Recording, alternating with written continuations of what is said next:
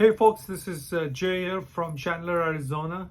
And once again, this week on GPT, what did I learn on GPT and uh, what are some of my thoughts of linking GPT with future of work and entrepreneurship? If you are in an enterprise, almost all enterprises just now are thinking of using GPT in certain way. Either it's to optimize your daily workflows and processes and usage of human beings, or it is to give new products and services to our customers or our employees or our partners or stakeholders or internal leadership and folks like that. In some way, shape, or form, everybody is thinking about AI, large language models, and GPT.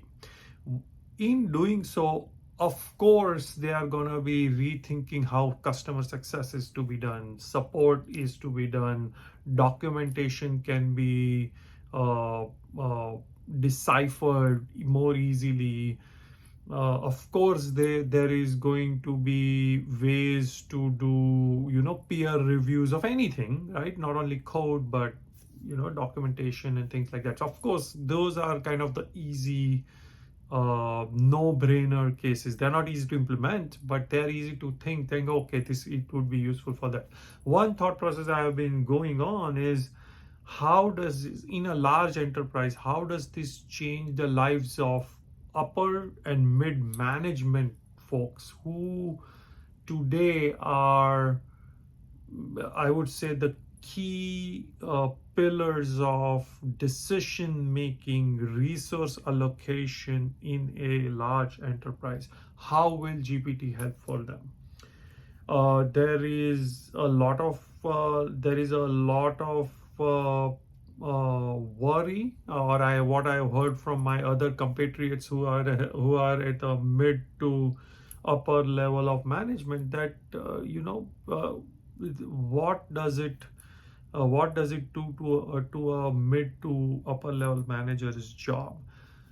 Good news is that to create a decision making framework itself, the guidelines, the thinking, the values, you need a human being. The large language models are still not there, but what we all need to go back to basics on is that uh, the un the indeliberate or deliberate biases which start to creep in when we stay in the same job for a lot of time, the way we align to our boss's philosophy, or the way we align to what our department needs to make profits, or the way we align to what is the political air or the flow in the current company going on.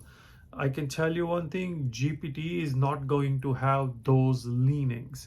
So beware, right? If your leadership knows how to use GPT, they will give them the right answer when they compare multiple scenarios and things like that. The other piece which managers and upper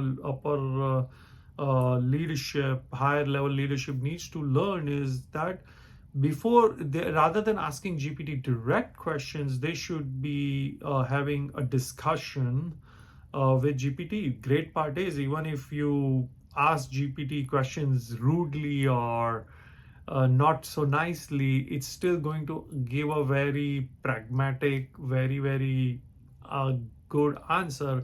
But the answers would be way better if you have a decision making framework in place.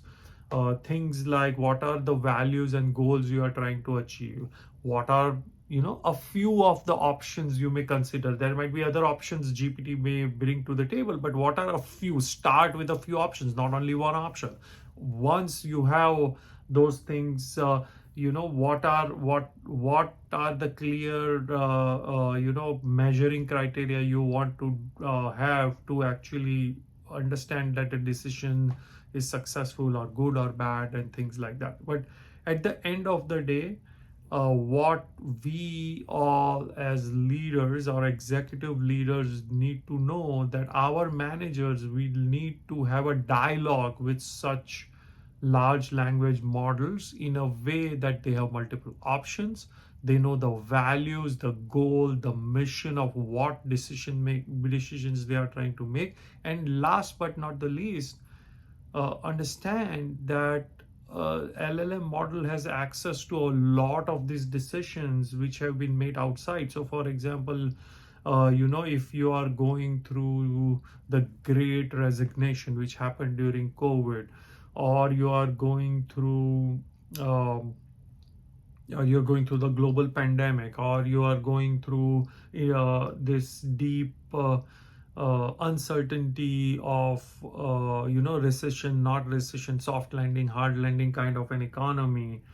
When you ask these questions with options to GPT has access, or LLM may have access to how these decisions were made, or what are some of these strategies other companies are using from the public information to solve such problems.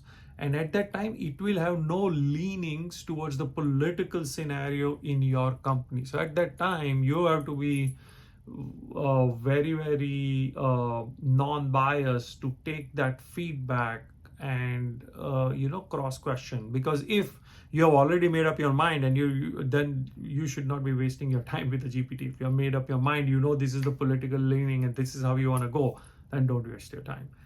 Once again, if you like this video, please like, share and subscribe, and I look forward to your comments. Thank you very much.